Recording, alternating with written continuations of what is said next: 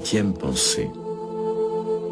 L'un des livres qui ont le plus compté dans ma vie était « Penser et devenir riche » de Napoléon Hill, que j'ai lu quand j'étais à l'université.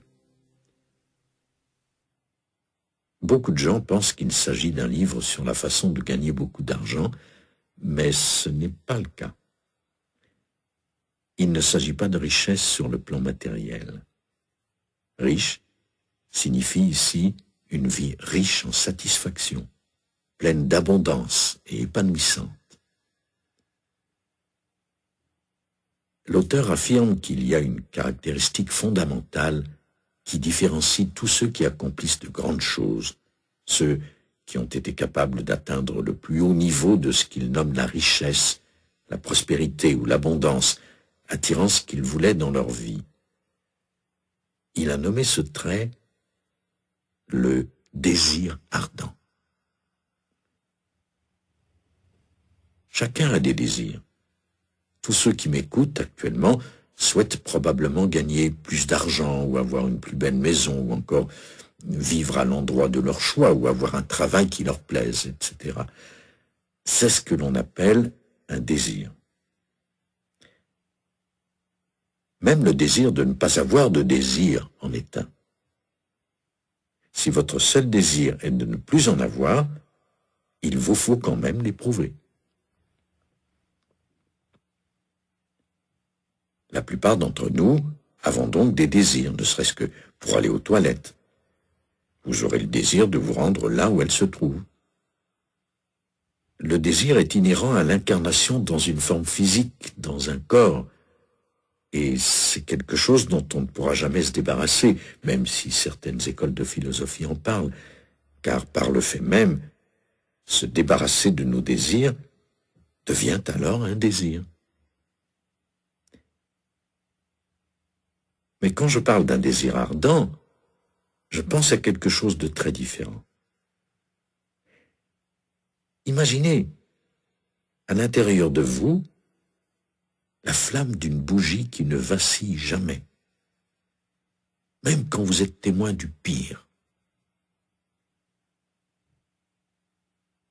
Vous écoutez, en ce moment même, les propos de quelqu'un qui a toujours porté en soi un désir ardent. Quand j'étais un jeune garçon, j'ai vécu dans des familles d'accueil et des orphelinats. J'étais le seul de tout l'orphelinat à avoir un peu d'argent. Et c'est parce que la nuit, je dormais avec la pelle à côté de moi, et quand il neigeait, je m'assurais de pouvoir me réveiller avant tout le monde et je partais avec la pelle pour déneiger toutes les allées du quartier. Dans l'après-midi ou le lendemain, j'allais frapper aux portes et je disais aux gens « C'est moi qui ai déneigé votre allée » et on me donnait quelques pièces. Puis je retournais à l'orphelinat avec de l'argent en poche pendant que les autres dormaient et se demandaient pourquoi ils n'avaient pas un sou. Et ce fut la même chose quand j'ai réalisé 2 émissions spéciales pour la télévision publique. On m'a demandé si je voulais bien me rendre dans quelques villes pour en faire la promotion.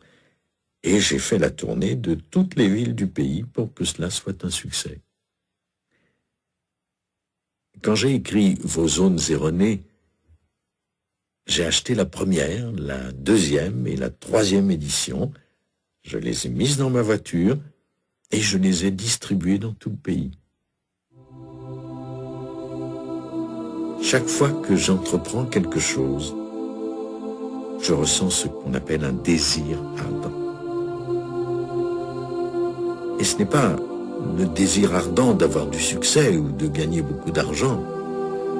C'est quelque chose à l'intérieur de moi qui me dit « Fais ton maximum, lance-toi, fais tout ce qu'il faut pour que le projet se réalise et ne cherche aucune excuse pour expliquer pourquoi cela ne marche pas. » Créez un désir ardent dans votre vie et ne laissez jamais cette flamme vaciller, même quand vous êtes confronté au pire.